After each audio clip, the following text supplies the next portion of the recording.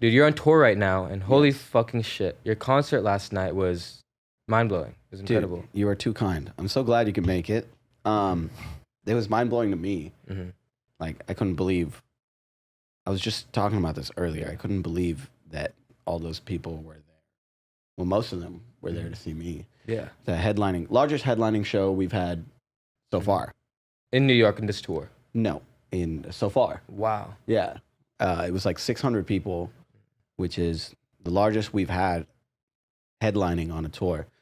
We have had larger crowds opening. We have had larger crowds doing our own slots at festivals. But this was like the Abhi The Nomad show. Yeah. Or wait, you're brown. This is the Abhi The Nomad show. Yeah. Motherfuckers. Let's go. And did that feel special in a different way? Like, is there a different texture to the show? Yeah, there is. I think just my being enamored with New York kind of really gassed it up too a little bit. I just love New York so much. And honestly, I didn't think that we would sell out. Yeah. I thought it was going to get like, it was going to be like 100 off or 150 off or something. But we sold out a door, which is like at doors, which means that people walked up and just like bought tickets and shit, which is just crazy. So I really can't even still process. I'm still processing it. Dude. Yeah. And the energy was there in the room. So when I was like, my jaw dropped when I was like, and you noticed. And what's interesting is when I'm in the crowd and I see everyone singing every lyric and they're matching your energy and the whole crew's energy. Yeah. There's some sort of synergy that's different than I'm assuming playing from like at another festival or something like that. Totally. I mean, when you're playing at festivals, you're playing for discovery, right? Like you play right before, some other act who's like a little bit bigger than you or like has more traction. And like, maybe I can grab at least 20% of this crowd to go hit the follow button on Spotify or, Instagram or whatever. And that's your goal there. But at headlining shows, the sort of like synergy, the sort of chemistry is like a lot of those people haven't been able to see you live for a while, especially now because of COVID. Yeah. So we hadn't like really toured until this year. And so it's like a come together sort of kumbaya ass moment.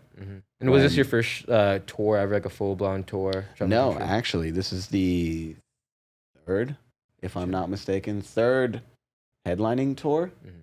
I had my first one in 2018, if I'm not mistaken. It was called the American Alien Tour. Wow. Because it's on brand. Yeah, because I got a talent visa to play that.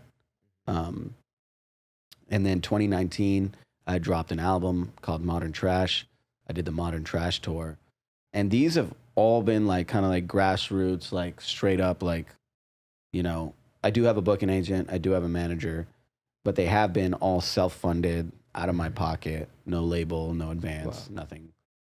So what are like the lessons you got to learn through 3 tours independently? I love this question. So everyone you tour with, you kind of become brothers. Like, even if you're like, there'll be moments where, I'll be just like yelling at the band. How could we let this happen? Just fucking freaking out. But then, we go get breakfast tomorrow. It's just like family at that point. What are you going to fucking do? It's like, you're, yeah. And it also adds on top of this that like a lot of my band is just like my best friend in college. And did you guys start the band in college as well, or how did that relationship Not really. begin? I just kind of pulled them back in because, they all showed interest. My backup vocalist, Harrison, is actually over there off camera because he's not fucking brown. But we've known each other for a really long time. And then my DJ, we've known each other for a really long time since like 2011. And we've always like worked together, pulled him back in. So kind of like a tight-knit circle. My guitarist I've known for 5 years. The drummer's new. So yeah, tour really kind of like brings the band together a lot. And yeah, continue. What were you gonna say? It was what I found like, incredibly special about your show. That's like, for me, like as a listener through streams, Spotify, etc. It's just like, oh yeah, this is great music. It's cool. It's fun. It's funky. And then you go to the show and I was like, whoa, this is different than streaming your music. Yeah. You're at like this intersection of like hip hop, funk, R&B, and you do it in a way that's tasteful and still deliberate and still so you. And what's interesting about that show is way groovier than I expected. Oh, hell yeah. And like that's what I like to hear. The whole stage presence of not just you, but your drummer, the guitarist, the backup vocalist, the DJ. It felt like a true ensemble with you still shining as the lead. Yeah. Yeah, I think the key part of that is to really have these guys who are kind of like vetted with just being in front of people, you know, and being in front of crowds and stuff like that. And I can speak on behalf of my friends in the band that they have been in front of crowds, because I've been in front of crowds with them since fucking 2012, 2013. My guitarist, I know, plays in another band, so he's done that for a really long time. The drummer is like super vetted and like comes highly recommended from one of my close friends. So a lot of these people really just have a lot of experience being on stage in front of audiences where like you can't really fuck up. Yeah. You know, you can't, and then if you do, you have to play it off cool. There's like a lot of stuff to just like being on a stage that you don't have the experience for until you do it for years. And so these people kind of have that experience, and I obviously have been practicing and churning out that muscle for years now, exercising that muscle for years now.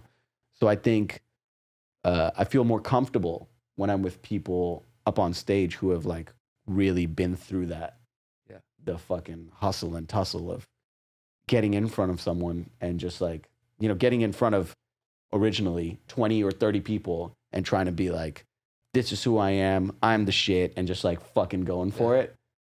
And then, you know, and it pays off because now it's like 600 people and we get to, you know, share it together, essentially. Share it together, yeah.